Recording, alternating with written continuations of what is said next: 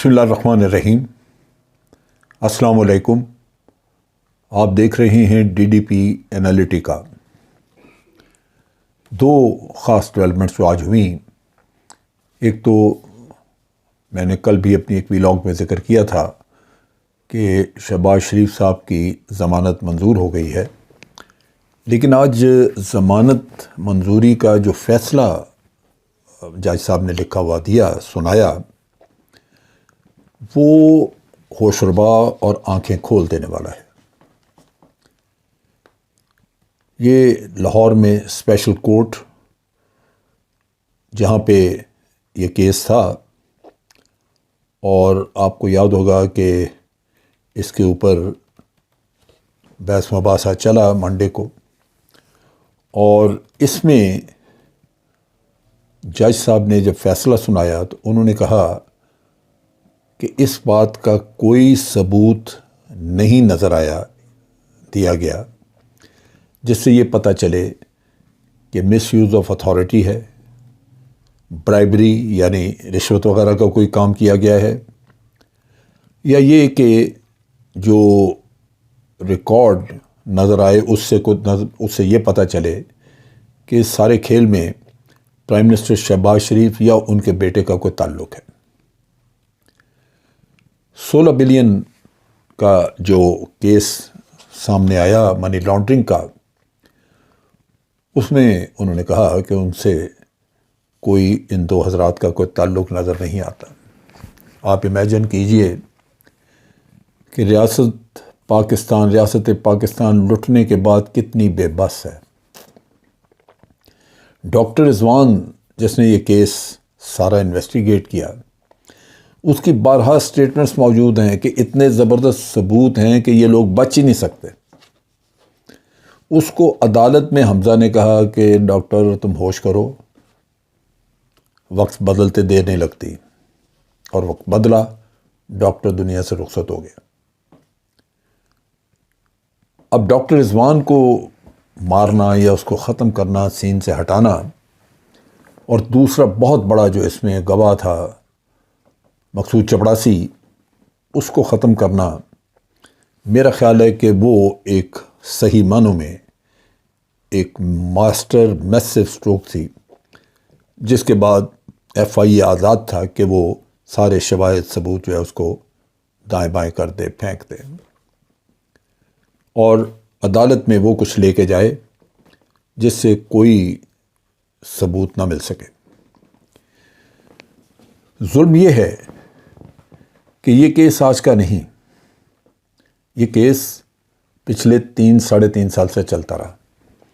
جو اس میں money laundering کی گئی وہ 2008 سے لے کے 2018 تک کی گئی، 10 سال، اور یہ وہ 10 سال کا وقت ہے جب کہ شہباز شریف پنجاب میں چیف منسٹر تھے۔ جب یہ کیس چلا ہے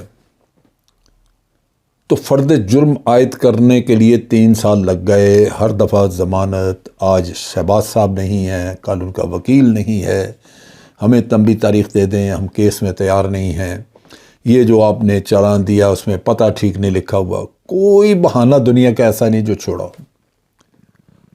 اور اب جب حکومت اپنے ہاتھ آ گئی، رضوان صاحب کو صاف کر دیا، تو روزانہ کی بنیاد پہ ہیئرنگ ہو رہی ہے، روزانہ کی بنیاد۔ تو کیس تو ختم کرنا تھا، کیونکہ مقصد تھا کیس کو ختم کرنا، اور یہ جو حکومت حاصل کی گئی ہے اس میں عوام کا کوئی کسی نے نہیں سوچا، نہ ان کا عمل دخل ہے۔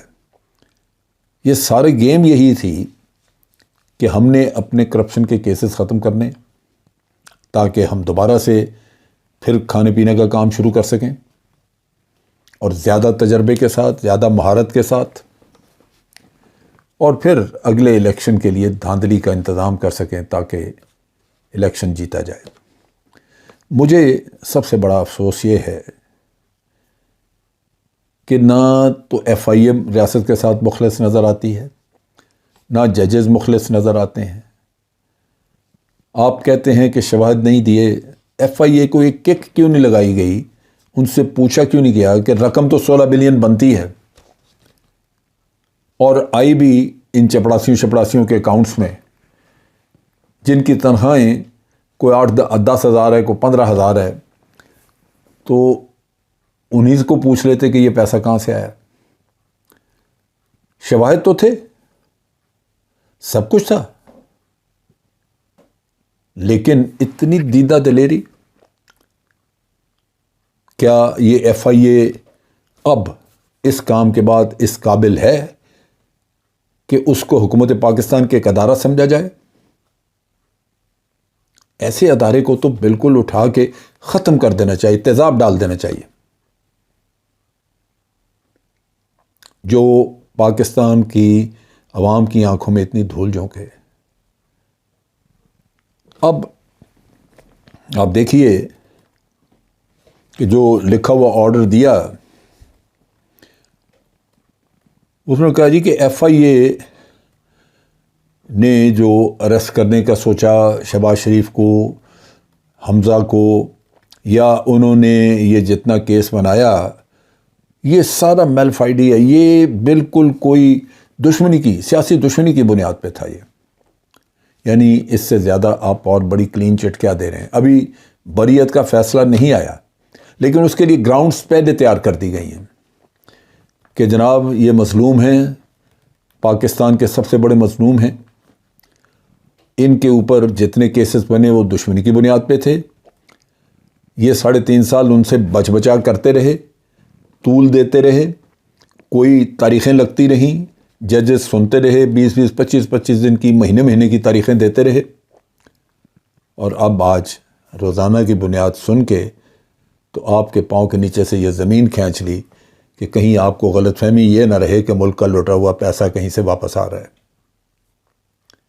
یہ ہے ظلم کی انتہا۔ اب ان حالات میں جہاں صورتحال یہ ہو کہ آپ گواہوں کی جو بیانات ہیں، چیزیں ہیں، ان میں رد و بدل کر دیں، کوئی چیز نکال دیں۔ مثلا ابھی 64 گواہ تھے جنہوں نے بیانات دیے، بعض نے کچھ پیسہ بھی واپس کیا۔ جج صاحب نے لکھ دیا کہ جو انہوں نے پیسہ دیا وہ تو 16 ارب نہیں ہے۔ بھائی وہ 16 ارب کہاں سے دیتے؟ کھایا تو ان 2 حضرات نے، 16 ارب تو ان سے نکالنا ہے۔ وہ اس کو یہ کہانی سنا رہے ہیں۔ اب اس میں نظر آتا ہے کہ ہر کوئی ملا ہوا ہے اس کام میں کہ لٹ گیا تو لٹ گیا پاکستان، لیکن اب ان میں سے کسی کا کچھ نہیں بگاڑا جا سکتا۔ جب بھی کسی ریاست میں اس طرح کے حالات ہوتے ہیں، انصاف بائسڈ ہو جاتا ہے، طاقتور کی طرف جھک جاتا ہے، اثر رسوخ والے شخص کی طرف جھک جاتا ہے، اور ریاست کا حق مار کے اس کو پالنا شروع کر دیتا ہے، تو پھر عوام کو وقت آتا ہے کہ ان کے ہاتھ ان کے گروبانوں تک پہنچنا شروع ہو جاتے ہیں۔ یہاں پاکستان میں شاید نہ پہنچیں، کیونکہ میرا خیال ہے بے حسی زیادہ ہے، عوام سو رہے ہیں، ان کو جگانے والا شاید کوئی نہیں، بے حسی طاری ہے۔ لیکن اگر کہیں یہ جاگ گئے تو لازماً صورتحال یہی کچھ ہوگی۔ انتہائی افسوس اور دکھ کی بات ہے کہ ہم اپنے ملک، اس وطن پاکستان کو ہم کہاں لے کے جا رہے ہیں۔ دوسری جو چیز ہوئی، جو میں سمجھتا ہوں کہ ایک اچھی بات ہوئی، وہ یہ ہے کہ یہ بلوچستان میں مولانا خان محمد شیرانی کا گروپ، یہ بنیادی طور پہ JUI مولانا فضل الرحمان کی پارٹی کے لوگ ہیں، اور ان کے وفادار تھے، ان کے ساتھ رہے۔